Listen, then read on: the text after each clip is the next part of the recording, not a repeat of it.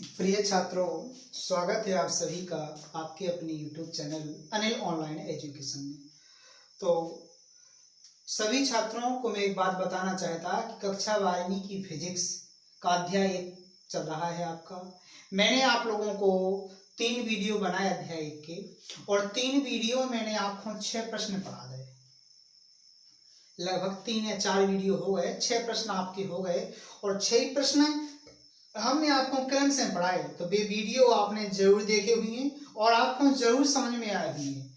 और इस बार 12वीं को फिजिक्स को रिजल्ट भी आ गो। सब बच्चे लगभग डिटेंशन % और फर्स्ट डिवीजन पास हुए। 1-2 बच्चे को छोड़कर बाकी सब बच्चे अच्छे से हुए, और बेहतर कोचिंग का रिजल्ट भी रहा इस बार। और कोरोना के कारण थोड़ा सा प्रभावित हुआ। जो बच्चे 90 के समथिंग पहुंचना चाहिए थे वो 85 के समथिंग पहुंच पाए, क्योंकि कोरोना काल में उनको भ्रम रहा पेपर होंगे नहीं होंगे, तो कुछ डिस्टर्ब भली हो गए। लेकिन जो हम पिछले ईयर हिंदी, इंग्लिश और फिजिक्स पढ़ाते थे उसका बेहतर रिजल्ट रहा। हिंदी इंग्लिश का जो परसेंटेज रहा वो टॉपर 93 रहा, और जो फिजिक्स से हिंदी इंग्लिश का टॉपर परसेंटेज रहा वो लगभग 88% के समथिंग रहा। तो प्यारे विद्यार्थियों, रिजल्ट अच्छा रहा। रिजल्ट बनता है अपनी खुद की मेहनत पर और टीचर के मार्गदर्शन पर। यदि अच्छा मार्गदर्शन मिल गया आपको तो आप बेहतर अंक ला सकते हैं। तो प्रिय विद्यार्थियों, कोई चिंता का विषय नहीं।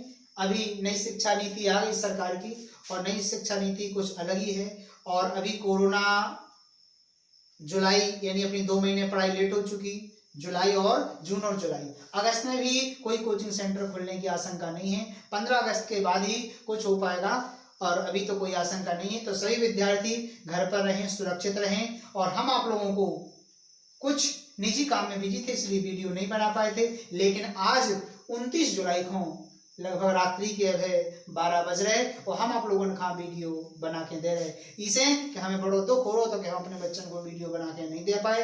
तो प्यारे विद्यार्थियों, क्वेश्चन को ध्यान से पूरा आप लोग समझें, और यदि समझ में आए आपको पूरा वीडियो तो लाइक शेयर। यदि आप पहली बार जुड़े तो चैनल का जरूर सब्सक्राइब कर दियो, और कमेंट बॉक्स में हमें जरूर बताओ यूट्यूब में नीचे कि हाँ सर सवाल समझ में आ गए, और नहीं आया तो स्पष्ट कह दो सर ये सवाल समझ में नहीं आया, ये प्रश्न समझ में नहीं आया आपका।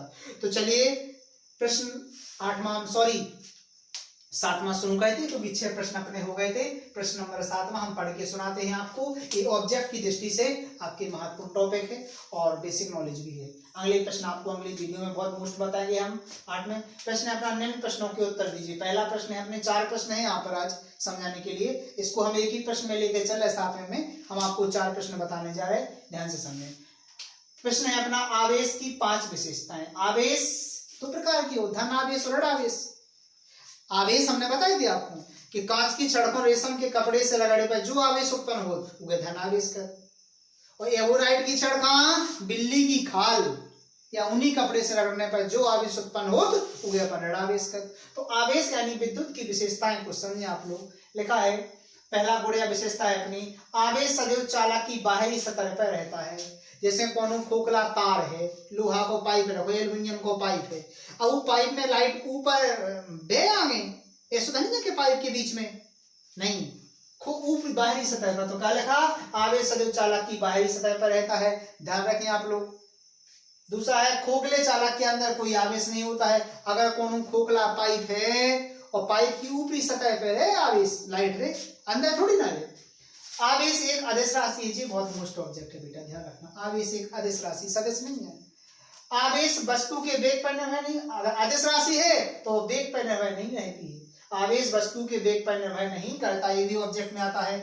आवेश वस्तु के वेग पर निर्भर नहीं करता यानी निर्भर। अगला है, विद्युत आवेश योज्य राशि है। विद्युत आवेश कैसा, अगर लाइट आपका जोड़ में है, जैसे आपके घर में 3 बल्ब लगी, अब 3 बल्ब 10-10 वाट के हैं तो 30 वाट हो गए, यानी आवेश आपकी पूरी लाइट 30 वाट हो गई, तो जुड़ जाते हैं, ठीक है ना। तो विद्युत आवेश कैसी है, योज्य राशि। योज्य माने जोड़ की, आप आवेश खंड जोड़ सकते हैं। जैसे 100 वाट की आपके थे 4 बल्ब जल रहे, तो कितने हो गई पूरी लाइट, 400 वाट। तो ध्यान रखो बेटा, ये 5 विशेषताएं या गुण या इसके बारे में। तो पहला हो गया, आवेश चालक की बाहरी सतह पर रहता है। खोखले, जो खोखला चालक होता है उसमें कोई आवेश नहीं होता है। आवेश एक अदिश राशि है। आवेश, विद्युत आवेश एक योज्य राशि है। और एक को अपन ने पढ़ो कौन सा, आवेश वस्तु के वेग पर निर्भर नहीं करता है। तो मैं आशा करता हूं आप लोगों को ये आवेश की विशेषताएं जरूर समझ में आ गई होंगी, आप लोगों ने मौखिक सीख भी ली है, ठीक है ना। अब अगला प्रश्न जो अपना है उसका उत्तर हम आपको समझा रहे, ध्यान से उसको समझना आप लोग। ये तो आपको मौखिक समझा दी मैंने, क्या क्या, आवेश हमेशा बाहरी सतह पर बहता है, खोखले आवेश में यानी कोई आवेश नहीं होता, कोई खोखला कोई भी हो जैसे, ठीक है ना। और आवेश एक अदिश राशि है, वेग पर निर्भर नहीं करता है, आवेश एक योज्य राशि है, क्योंकि आवेश यानी विद्युत को अपन जोड़ सकते हैं, ठीक है ना। चलिए अगला है अपना दूसरा प्रश्न अपना है, इसको समझे आप लोग, आवेश संरक्षण का सिद्धांत। आवेश यानी लाइट, इसका संरक्षण क्या है इसके बारे में सुनो। इसका मतलब है ऊर्जा संरक्षण का नियम था, ना ऊर्जा को उत्पन्न किया जा सकता है ना नष्ट किया जा सकता है, ऊर्जा संरक्षण का नियम कहलाता है, कक्षा 11 में पढ़ा था। इसी प्रकार से इसमें जो है कि किसी निकाय पर आवेश जो है उसको ना उत्पन्न किया जा सकता है और ना ही नष्ट किया जा सकता है, इसे आवेश संरक्षण का सिद्धांत कहते हैं। यदि किसी निकाय पर धनावेश या ऋणावेश है तो ना उसको उत्पन्न किया सकता है और ना ही नष्ट किया जाता। अपना लिखना है कि किसी पृथक्कृत निकाय पर आवेश को ना उत्पन्न किया जा सकता है और ना ही नष्ट किया जा सकता है, यही आवेश संरक्षण का सिद्धांत कहलाता है। जैसे अपन लिखेंगे क्या, अपन को पता है कि कांच की छड़ है, कांच की छड़ को कैसे रगड़ते हैं अपन, रेशम के कपड़े से। रेशम के कपड़े से रगड़ने पर कांच की छड़ में जितना धनावेश उत्पन्न होगा, दो छड़े हैं अपने पास, ये कांच का कपड़ा है। अब रेशम के कपड़े से रगड़ने पर कांच की छड़ में अगर धनावेश उत्पन्न होगा तो उतना ही रेशम के कपड़े में ऋणावेश उत्पन्न होगा। तो ध्यान रखो, आवेश हमेशा एक सार्वत्रिक है, ध्यान, ऑब्जेक्ट में आओ, आवेश एक सार्वत्रिक है यानी हमेशा रहता है, आवेश का ना नष्ट किया सकता है और ना ही उत्पन्न किया सकता है। ये हो गया अपना आवेश संरक्षण का सिद्धांत। तो प्यारे बच्चों, मैं आप लोगों से आशा करता हूं कि आप लोगों को इतना जरूर समझ में आ गया होगा, इसमें आप लोगों को कोई चिंता नहीं हुई होगी। अब मैं आप लोगों को एक बात और बता दूं, ध्यान से इसको समझने के लिए आप लोगों को एक चीज और करनी होगी, इसको भी ध्यान से देखना आप लोग। तो आवेश संरक्षण का सिद्धांत आप लोगों को पूरा क्लियर हो गया होगा। अब बताता हूं मैं आपको, अगला क्वेश्चन तीसरा है अपना, आवेश का सूत्र, मात्रक और विमीय सूत्र। ये बहुत मोस्ट है, हमने आपको छठवें प्रश्न में पूरा बता दो, लेकिन ये अलग से देख लो। आवेश एक कैसी राशि है, अदिश राशि है। आवेश का सूत्र होता है, यहाँ पर ध्यान से समझो आप लोग, आवेश का सूत्र होता है धारा गुणे समय, धारा गुणे समय। अब धारा का जो ऐसा ही मात्रक है वो होता है एम्पियर और समय का होता है सेकेंड। अब आवेश के बारे में एक वैज्ञानिक थे कूलाम, उनने ज्यादा ही कुछ सिद्धांति के बारे में समझाओ, तो इसलिए एम्पियर सेकेंड हो गया इसका आवेश का, लेकिन इसी एम्पियर सेकेंड को अपन कूलाम भी बोलते हैं, ध्यान रखना आप लोग। तो आवेश का जो एसआई मात्रक है, एसआई मात्रक ये हो गया अपना कूलाम। और मैं आपको एक चीज और बताता हूं, ये तो हो गया अपना एसआई मात्रक। सीजीएस मात्रक जो आवेश का है वो है स्थित कूलाम, ध्यान रखना, थोड़ा सा अंतर है। स्थित कूलाम जो छोटा मात्रक है, एसआई मात्रक कूलाम सिर्फ, और सीजीएस मात्रक जो है सीजीएस पर वो है स्थित कूलाम। एक बात ध्यान रखना, तो अपना एक कूलाम बराबर होता है 3 × 10⁻⁹ स्थित कूलाम। ये दोनों में संबंध होता है, ये ध्यान रखना आप लोग, ये संबंध। एक कूलाम बराबर होता है अपना क्या बेटा, एक कूलाम बराबर होता है अपना 3 × 10⁻⁹ स्थित कूलाम। ये ध्यान रखना आप लोग, ठीक है ना। इस टॉपिक को आप लोग याद रखना, ऑब्जेक्ट के लिए आता है। तो अपन आवेश का क्या क्या समझ गए, अपन ने सूत्र समझ लिया, मात्रक समझ लिया, अब समझते हैं अपन विमीय सूत्र। तो विमीय सूत्र और थोड़ा समय में देखो आप लोग, आवेश का सीजीएस मात्रक स्थित कूलाम, एसआई मात्रक सिर्फ कूलाम, स्थित लिखने अपना। अब अपना मात्रक हो गया, सूत्र हो गया, विमीय सूत्र समझ लो। विमीय सूत्र अपन को पता है कि अपन एमएलटी में लिखते, वजन हो सो एम, लंबाई हो सो एल और समय हो गए सो टी। अब ई में एम्पियर को अपन ए से दर्शाओ और समय यानी सेकंड समय की बात आ जाए तो टी। तो इसलिए आवेश का जो एसआई मात्रक सॉरी वो विमीय सूत्र है वो है अपना 80। तो हमें आशा है कि आप लोगों का, अब आप लोग हमें प्रश्न बताओ, आवेश का एसआई मात्रक क्या होता है? कूलम। आवेश का सीजीएस मात्रक क्या होता है? स्थित कूलम। एक कूलम बराबर क्या हो, कितने स्थित कूलम होता है? 3 × 10⁻⁹ स्थित कूलम। अब आवेश का सूत्र क्या होता है? धारा गुणे मात्रक, सॉरी धारा गुणे समय। और इसका एम्पियर सेकंड भी होता है, इसकी को अपन कूलम कहते हैं। और इसका विमीय सूत्र क्या होता है? 80। सूत्र के आधार पर अपन बना सकते हैं। तो ये तो अपने आवेश के बारे में सारे प्रश्न हो गए। आवेश संरक्षण का सिद्धांत क्या है? आवेश को ना उत्पन्न किया सकता है ना नष्ट किया जा सकता है, ये अपना आवेश सिद्धांत हो गया।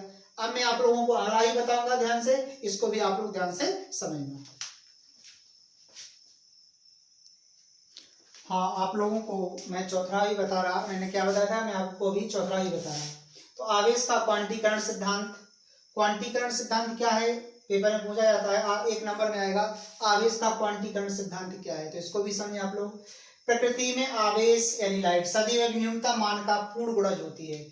पूर्ण गुणज क्या बोलते हैं? बिल्कुल फिक्स से गुणा एक क्रम से हो, जैसे 1 2 फिर 2 का 4 4 का फिर 8, एक पूर्ण गुणज होती है, ठीक है, उसका दोगुना दोगुना करके। तो पूर्ण गुणज में हमेशा आवेश होता है।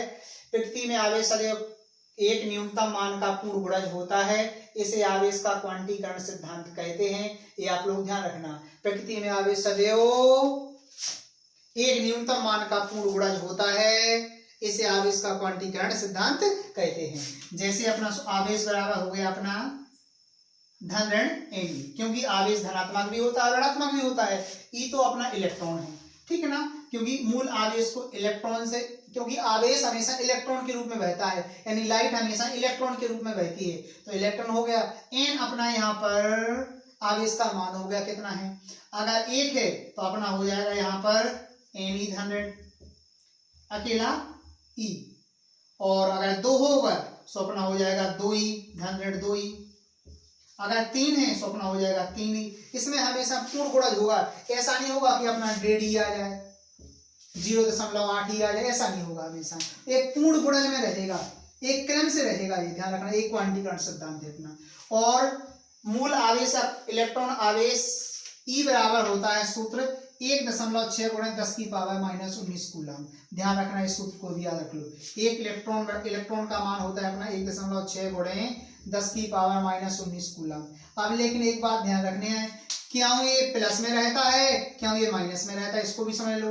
कभी आवेश धनात्मक होता है तो ऋणात्मक आवेश 2 प्रकार के हो। तो ध्यान रखना, जब इलेक्ट्रॉन की कमी आएगी, अगर इलेक्ट्रॉन की कमी आएगी तो ध्यान रखना, इलेक्ट्रॉन की कमी आएगी तो ये धनात्मक होगा। और इलेक्ट्रॉन की जब अधिकता होगी किसी पर, जब कोई इलेक्ट्रॉन ज्यादा ग्रहण कर लेगा तो उसको उधार देना होगा किसी का, तो वो माइनस में आएगा हमेशा, माइनस के 1.6 × 10⁻⁻19 कूलम। ये भी ध्यान रखना। जब इलेक्ट्रॉन की कमी होती है तो प्लस में होता है आंसर कमी, क्योंकि वो धनी बन गया, कमी उन्हें अपना कमा दो दूसरे का दे दो। और जब इलेक्ट्रॉन की अधिकता होती है, अधिकता हो रही ना, तो कहां से आओ, यानी उन्हें उधार लो कौन से। अगर काउ के लेंगे 10 रुपया है दो जन के पास, क्योंकि अपन उन्हें का पढ़ चुके आवेश संरक्षण में कि आवेश जितना जो कांच का टुकड़ा है उस पर धनावेश जितना होगा उतने रेशम के कपड़े पर ऋणावेश उत्पन्न होगा। तो इस पर 10 आवेश है, इस पर 10 कूलम आवेश है।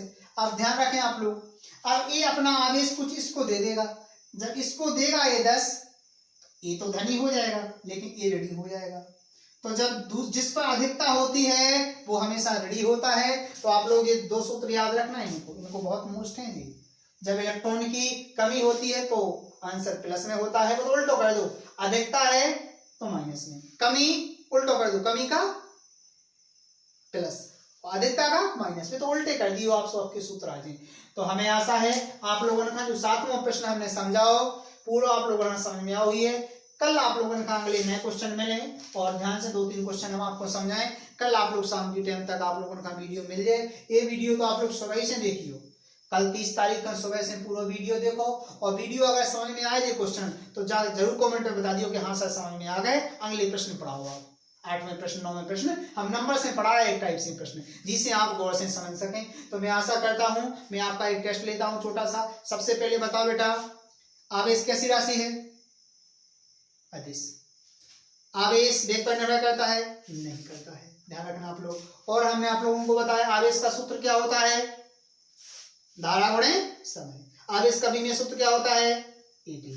आवेश का सीरियस मात्रा क्या होता है? स्थिर कूलम। SI मात्रा क्या होता है? सिर्फ कूलम। और आवेश संरक्षण का सिद्धांत क्या है? आवेश को ना उत्पन्न किया सकता है ना ही नष्ट किया जा सकता है। आवेश हमेशा, आवेश की विशेषता है आवेश हमेशा निकाय की बाह्य सतह पर बहता है। खोखला जो पदार्थ है उसमें कोई आवेश नहीं होता है खोखले में। आवेश का क्वांटीकरण सिद्धांत क्या है? प्रकृति में आवेश सदैव एक न्यूनतम मान का पूर्ण गुणज होता है, एक बिल्कुल फिक्स गुणा में होता है। Q बराबर प्लस माइनस NE। N कोई अपन मान लेते हैं, E अपना इलेक्ट्रॉन होता है क्योंकि हमेशा लाइट इलेक्ट्रॉन के रूप में बहती है। तो प्यारे बच्चों आप लोगों को जरूर समझ में आई है, जब इलेक्ट्रॉन की कमी है तो कमी को उल्टो माइनस को उल्टा प्लस कर दो आप लोग, और अधिकता हुई है यानी प्लस को उल्टा माइनस कर दें आप लोग। तो ये दोनों सूत्र याद रखना आप लोग, और हमें आशा है कि आप लोग बिल्कुल समझ गए होंगे। अगले वीडियो में फिर मिलते हैं। थैंक यू, धन्यवाद।